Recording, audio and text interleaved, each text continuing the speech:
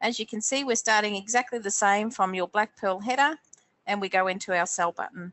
The main difference between the sell button of the old one is you no longer have the menu options. If you press into sell, it'll give you the options of what kind of customer order you wish to do. It is very easy now that you'll be able to pick your clients by just using the drop down button. So you can search for an existing client, or you can create a new button, a new client. So it's all by the using of your drop down arrows. So for a cash sale client, you don't need to select a customer at all. You can go straight into sell parts and accessories. Remember, if you're using a cash sale client, the stock must be on hand, so you must have stock on hand. So in this instance, we're going to select a client by using the drop down. We're going to search for a client by the name of Price, and his name is Jeremy. And you can see here, there's already active orders for Jeremy. What you can do is actually add to these particular orders, or you can skip and just do a brand new order.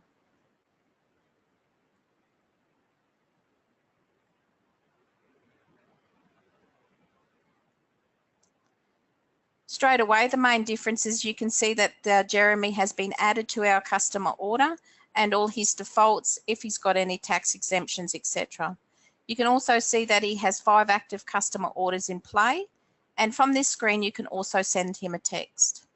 Because I've now finished with this particular customer order, all I can do is close that particular section and then start on selling parts and accessories to the client. So to sell parts and accessories, you just go straight into that particular client, and then you can scan it using your scan gun, or you can actually search for your kit, etc. So in this instance, I'm going to search for a brake part, sorry. And then you can pick out which brake pad you actually want to use. You can type in more information if you want to narrow the search down. And as you can see here, I'm going to pick this one because the client has come up to the counter and I know there's 16 stock on hand. In one screen here, you can actually add more items by ticking into the start typing here, and you can scan more items in. Or if the client is ready to actually check out, you can see that the status is in stock and the checkout button is now active for you to use. Okay, so as you can see, it brings up your checkout area. If you had multiple items that you're looking to buy, you can pick and choose what multiple items the customer is actually paying for today. In this instance, we only have one brake pad that the customer has got. We could choose the payment method. So in this instance, you can choose multiple. So for example, the customer wants to pay $100 by cash. You would do your $100 by cash, then you add your payment, and then do your balance payment by whatever payment method the customer is finishing off with. In our example, we're going to pay the whole lot by Visa card. So we tick on our payment method, we accept the amount that we're looking for, and we add the payment. You know that everything is actually fine now because you can see that the balance due is now 0. It is actually a green color as well. And it also gives you the option of either printing the invoice or emailing the invoice to client, to customer. To finalize this particular invoice, all we need to do is go check out, finalize checkout. And then you can see here that it automatically comes up with your invoice. Remember that in your system, this will be your invoice as per normal. Your logo will be up in this section here, and it will look very, very similar to this. When you log down in further here, you can see the amount paid and balance due is 0, and it will give you the option of actually printing. Okay, this is the new part here.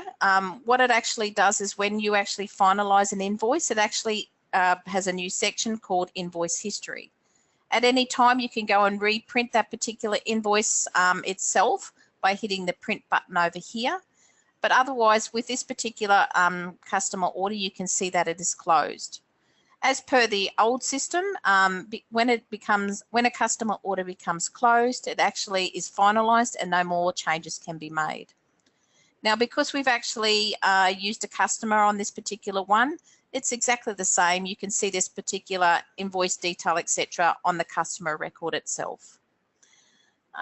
Every time you add a new section, you'll see a new section type here. So for example, if we go in and start a new customer order, say we want to do a sell parts. Remember, always select your customer first. It does make it a lot easier for you in the long run. So in this instance, poor Jeremy, we're going to sell something to him again.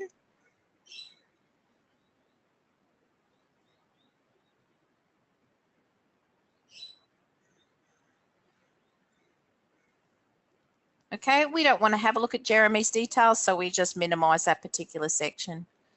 If we're going to sell parts and accessories, and we're going to sell him another brake pad, but this time we're not going to sell him a stock on hand one, we're going to sell a special order one. You can see here that the status of this particular item is actually required, and you can see that also a new section has been added for the special order. Every time you actually add something to this, a new section will actually devise. So for example, if we actually take a deposit for this particular customer order now,